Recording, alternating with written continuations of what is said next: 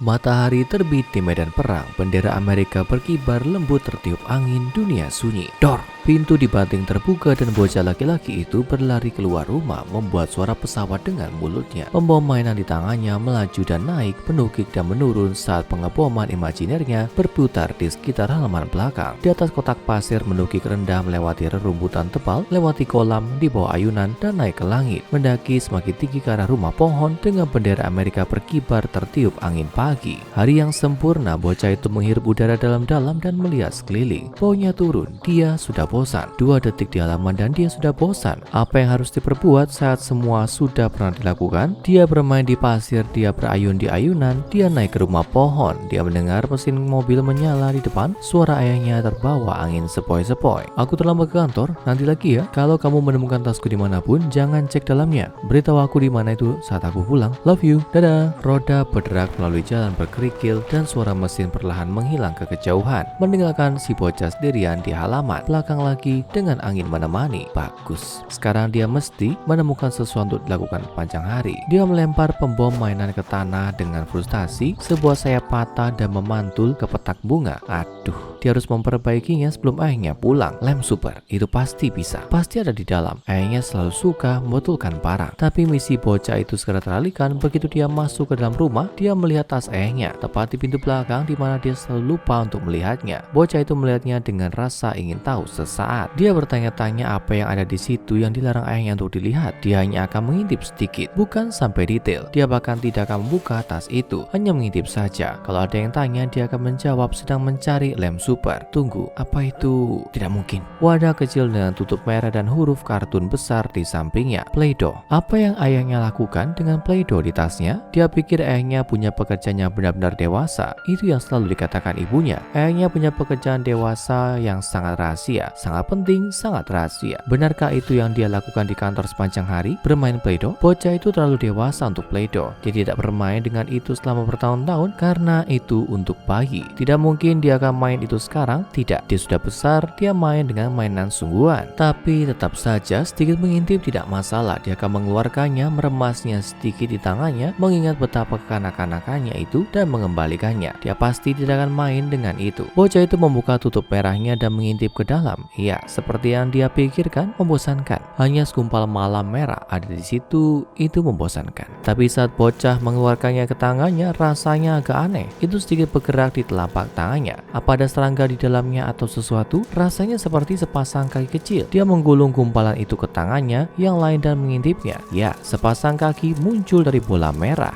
Hanya saja itu sama sekali bukan kaki serangga. Itu kecil, ukuran kaki serangga tapi hanya ada 2. Itu benar-benar merah, cocok dengan warna Play-Doh dan tampaknya memiliki sepasang sepatu boot kecil di ujungnya. Kakinya bergoyang-goyang tak berdaya di udara sampai tiba-tiba sebuah tangan muncul mencuat dari malam. Sepertinya orang kecil entah bagaimana telah dikubur terbalik di Play-Doh. Tangan itu mencengkeram bola merah dengan baik dan mendorong serta menariknya dengan mantap, membebaskan seluruh tubuhnya sampai tiba-tiba seorang pria kecil yang terbentuk sempurna muncul dari permukaan. Kira-kira syukuran kuku bocah itu, pria merah kecil itu berdiri tegak dan memperhatikan sekelilingnya. Tidak hanya orang kecil ini memakai sepatu boot, dia juga memiliki ransel dan helm di kepala miniaturnya, semuanya terbuat dari Play-Doh. Nyatanya orang kecil ini terlihat seperti salah satu mainan tentara kecil hijau yang dimiliki ayahnya ketika dia masih kecil. Prajurit kecil itu mendongak dan melihat bocah itu menatapnya, melompat mundur ketakutan. Bocah itu tertawa, dia menduga dia pasti terlihat sangat menakutkan bagi seseorang yang begitu kecil. Dia tersenyum pada pria tentara kecil itu. Pria tentara kecil itu dengan sangat perlahan menurunkan badan hingga berlutut, meraih ke bawah Play-Doh tempat dia berdiri. Tangan kecilnya yang merah tampaknya meraba-raba mencari sesuatu di dalam malam. Dengan terpesona si bocah menatap dekat saat Play-Doh di bawah tangan prajurit itu berubah menjadi apa? Sebuah pistol.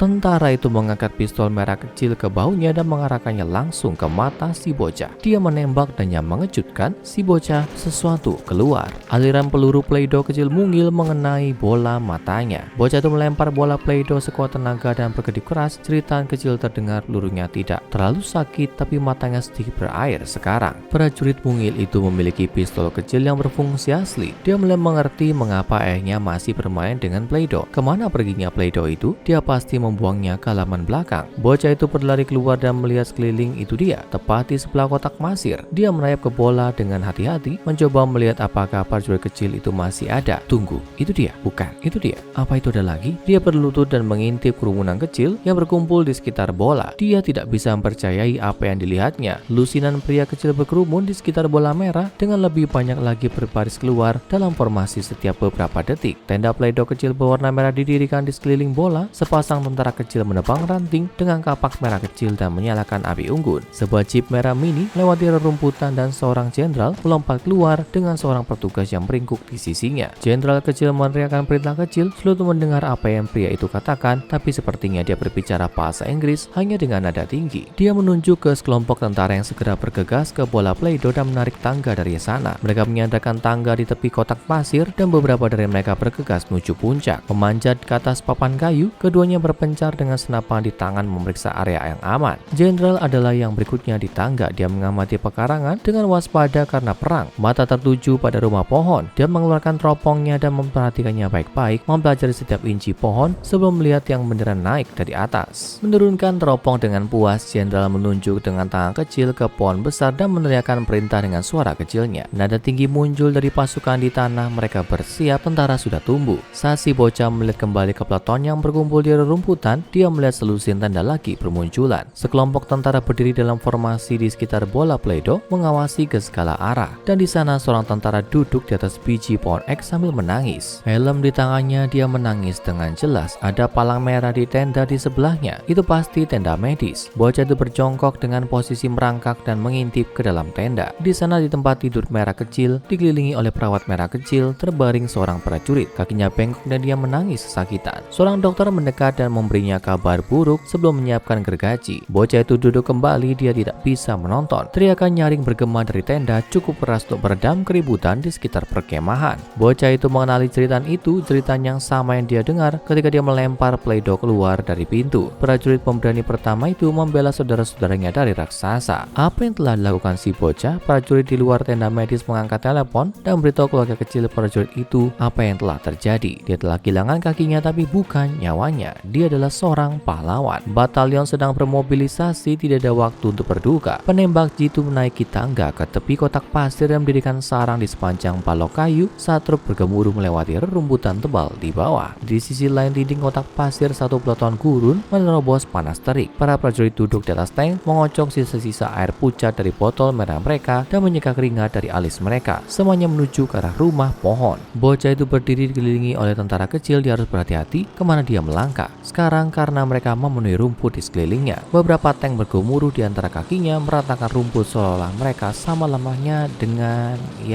rumput. Semua prajurit, semua perlengkapan dan kendaraan, semuanya berasal dari bola kecil Play-Doh merah. Dan kecil adalah kata yang tepat untuk itu. Dengan setiap unit baru dikerahkan ke garis depan, bola menyusut sedikit. Semakin kecil dan semakin kecil dari menit ke menit, mereka sepertinya perlu bala bantuan. Bocah itu bergegas masuk ke dalam rumah dan kembali hanya dalam beberapa detik. Lengannya diberatkan dengan Play-Doh. Dia punya semua itu sejak dia masih kecil. Dia membuka semuanya satu persatu dan melemparkannya ke tanah di tengah-tengah perkemahan. Satu-satunya masalah kecil adalah bahwa semua Play-Doh itu berwarna coklat kotor yang muncul saat kamu mencampur semua warna menjadi satu. Tidak masalah kan? Tembakan mulai segera di bawahnya. Bocah itu melompat mundur karena terkejut, menginjak tiang komunikasi secara tidak sengaja. Tentara kecil berwarna coklat bergegas keluar dari bola Play-Doh di sekitar camp, berlindung dan menembaki tentara merah. Ini pembantaian. Prajurit merah beristirahat dari garis depan, memanggil orang yang mereka cintai, bersiap-siap untuk pulang cuti, terbaring terluka di tempat tidur, semuanya ditembak mati. Sebagian besar bahkan tidak punya kesempatan untuk mengambil senapan mereka. Seorang prajurit merah pemberani berlari ke tiang komunikasi dan mencoba menghubungi seluruh batalion melalui radio, memberitahu mereka apa yang terjadi, tapi tiang itu hancur. Peluru nyasar mengenai sisi kepalanya dan dia jatuh ke tanah. Hanya gumpalan Play-Doh yang tak bernyawa. Bocah itu menyaksikan dengan ngeri ketika beberapa tentara coklat mengangkat tubuh itu dan melemparkannya ke bola Play-Doh coklat terdekat. Sebuah tim yang berdedikasi dari mereka mencampur tubuh itu dengan sisa dough sampai berwarna coklat yang sama. Dari gumpalan itu muncul seorang prajurit coklat baru. Garis merah kecil yang melintang di jantungnya adalah satu-satunya tanda bahwa dia pernah menjadi merah. Prajurit itu dengan cepat menghilang di antara tumpukan helm dan sepatu bot, menginjak-injak jejak pasukan merah. Seluruh halaman meletus dalam peperangan kecil. Penembak jitu merah yang ada di dinding kotak pasir dihabisi satu persatu. Peloton gurun di disergap oleh ranjau darat dan dengan cepat dikepung bersembunyi di tangki yang rusak saat gumpalan pasir terlempar ke sekeliling mereka. Tak lama kemudian pasukan coklat mengepung mereka sepenuhnya. Seorang prajurit terakhir keluar dari palka di dalam tanknya, memegang granat di masing-masing tangan. Peluru mengenai kepalanya bahkan sebelum dia bisa menyelesaikan seruan perangnya. Granat meledak tanpa membahayakan tidak jauh dari pasukan coklat. Konvoi merah dalam perjalanannya ke pohon punya peluang terbaik untuk bertahan hidup. Bocah itu mengikuti mereka dengan terpesona, menyaksikan tentara coklat berjuang melewati garis merah dari belakang. Terbelah di tengah saat kekuatan tembak superior mereka mempercepat truk pengangkut dan pemasok. Beberapa tentara merah terjun ke rerumputan tebal, memanjat dandelion dan rumput liar dalam upaya putus asa untuk melarikan diri. Sedikit yang berhasil saat badan jatuh kembali ke lumpur seperti tetesan hujan. Suara teriakan kecil memenuhi halaman. Bocah itu berbalik tepat pada waktunya untuk melompat menyingkir dari jet tempur berwarna coklat. 5 dari itu melesat ke udara hampir setinggi kepalanya. Rudal ditembakkan dari bagian bawah setiap jet, satu demi satu menghancurkan sisa-sisa konvoi merah. Tembakan berada dalam waktu 1 jam. Pertempuran pecah di halaman saat patroli coklat menangkap orang-orang yang tersesat yang mereka temukan dari tentara merah yang bersembunyi di sarang semut, di bawah dedaunan yang tumbang dan berkerumun di sekitar kendaraan yang rusak. Bocah itu menyaksikan beberapa perwira tinggi berkumpul di pangkalan coklat untuk mengawasi penyerapan bola merah Play-Doh yang terakhir. Mereka membentuk sendiri sebuah meja pertemuan besar dengan peta halaman berwarna coklat dan merencanakan strategi mereka untuk mengambil rumah pohon itu untuk diri mereka sendiri, bergerak di sekitar unit model kecil yang lebih kecil di permukaannya dengan tongkat. Rencana itu segera terwujud di depan mata si bocah dan di bawah kakinya. Serangkaian mortir dan rudal permukaan ke udara dikerahkan di sepanjang dinding otak pasir.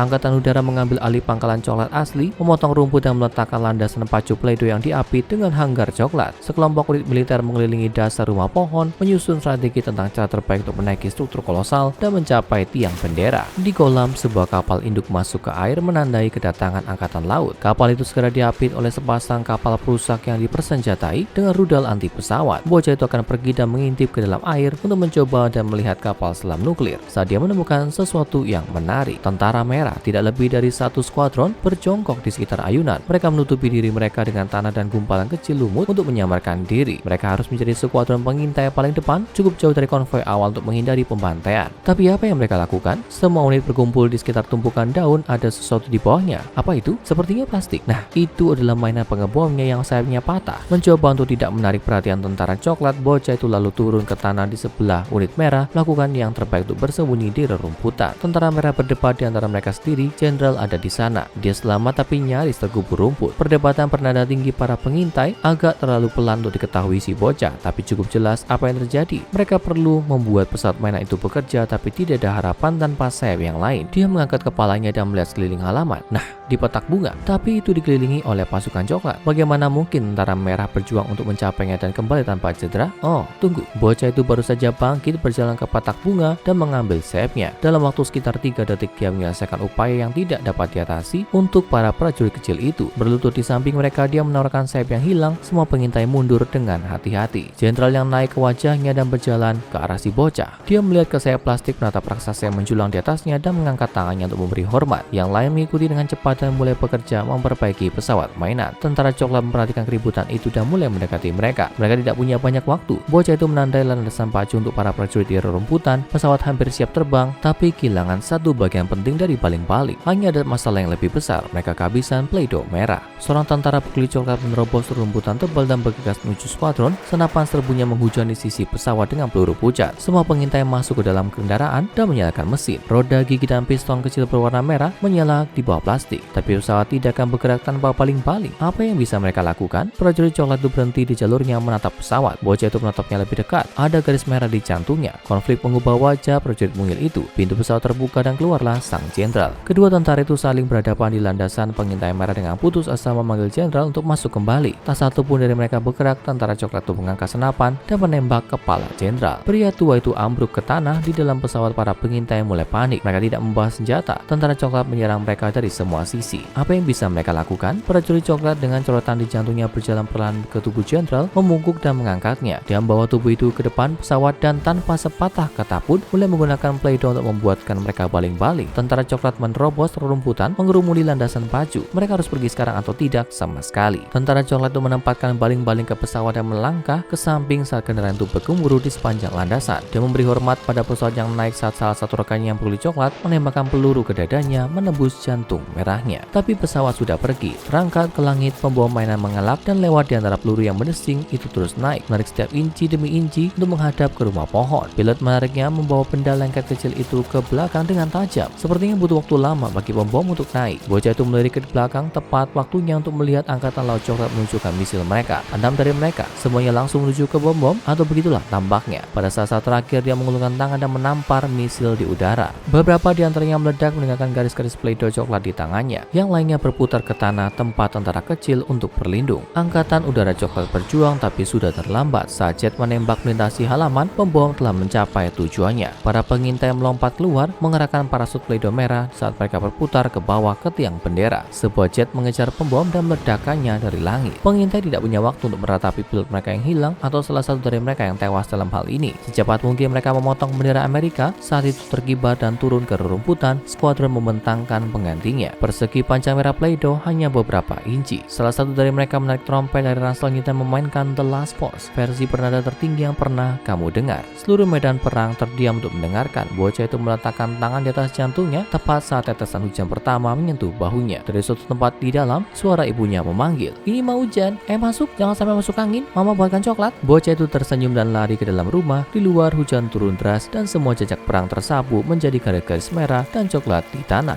Dan dengan itu kamu akan dimaafkan jika berpikir bahwa SCP-705 bahkan tidak pernah berada di halaman belakang bocah itu. Sebagian besar orang dewasa akan mengabaikan hiburan sore si bocah sebagai khayalan dari imajinasi anak-anak, tapi sebagian besar orang dewasa belum menemukan SCP-705 atau dikenal sebagai Play-Doh yang dimilitarisasi. Hasil penelitian mega korporasi yang disensor untuk menciptakan produk cetak sendiri, mekanisme spesifik tentang bagaimana Play-Doh yang dimilitarisasi ini dibuat tidak jelas. Apa yang diketahui adalah bahwa ini adalah malam merah kecil dari mainan anak-anak yang populer, menunjukkan kecenderungan militeristik yang agresif. Segera setelah wadah 5 ons dibuka, SCP-705 aktif membentuk dirinya menjadi miniatur tentara Play-Doh. Setiap unit dilengkapi dengan seragam militer yang detail dan akurat, membawa persenjataan dan peralatan mini yang semuanya berfungsi identik dengan yang di kehidupan nyata. Selain dari satu detail kecil, semuanya dibuat dari Play-Doh. Saat aktif, SCP-705 dapat dibagi menjadi ratusan pasukan infanteri yang masing-masing tampaknya memiliki tingkat otonomi pribadi tertentu. Sampai sekarang tidak ada mentalitas sarang pikiran yang diamati di antara para prajurit. Mereka semua berkomunikasi seperti militer di kehidupan nyata mereka, melalui perintah yang keras, nyusun strategi dan bekerja sama. Setelah aktivasi, setiap SCP-705 sangat teritorial, berusaha untuk mengambil kendali langsung dari lokasi atau objek terdekat yang tampaknya adalah kepentingan strategis. Ini bisa berupa apa saja, dari mesin kopi hingga rumah pohon. Apa yang tampak sebagai objek rumah tangga yang tidak berbahaya bagi kita, menimbulkan keuntungan taktis yang luar biasa bagi para prajurit kecil. Banyak di antaranya rela mengorbankan hidup mereka untuk mengambil kendali. Semakin lama Play-Doh yang dimilitarisasi ini dibiarkan bebas berkeliaran, semakin maju unit militernya. Figur kepemimpinan muncul, rencana pertempuran tumbuh lebih maju dan teknologi meningkat. Sementara Play-Doh mungkin awalnya berbentuk segelintir unit infanteri, jika dibiarkan sendiri, unit-unit ini akan segera naik di belakang tank, menembakkan minigun melalui pintu helikopter serang, atau bahkan mengembangkan angkatan laut yang belum sempurna dan angkatan udara. Dan tentu saja kamu telah melihat apa yang terjadi ketika SCP-705 bersentuhan dengan Play-Doh biasa. Malam yang tidak berbahaya akan memiliki karakteristik yang sama dengan Play-Doh yang dimilitarisasi ini. Jika kedua kelompok prajurit memiliki warna yang sama, mereka akan membentuk aliansi. Kalau beda warna, nah disitulah kesenangan dimulai. Menahan SCP-705 relatif mudah. Cukup kumpulkan semua Play-Doh dan masukkan kembali ke dalam wadah 5 ons dengan tutupnya tertutup akan menetralkan pasukan kecil sepenuhnya. Ini ditambah dengan betapa tidak berbahayanya peluru kecil berwarna pucat itu, berarti SCP-705 membutuhkan sedikit keamanan. Itu ditempatkan di penahanan SCP aman sektor 2 dengan tutupnya tertutup. Satu-satunya kelolosan tidak disengaja yang terjadi sejak penahanannya terjadi di ruang istirahat ketika seorang peneliti secara tidak sengaja membiarkan tutupnya terbuka saat pergi ke kamar mandi. Ketika peneliti kembali, yang perlu dia lakukan untuk menyelamatkan kopinya dari cengkeraman seorang jenderal Play-Doh yang gila adalah menyingkirkan beberapa tentara dari meja. Ini adalah hari yang masih sering dibicarakan SCP-705 dengan ketakutan dan rasa hormat yang mendalam. Sekarang cek dan tonton entry lain dari file terbawah seperti Gerbang Valhalla SCP-526 untuk anomali lainnya memadukan magis dan militeristik, dan pastikan kamu subscribe dan aktifkan notifikasi sehingga kamu tidak melewatkan satu anomali pun saat kami menggali lebih jauh ke dalam arsip rahasia organisasi SCP.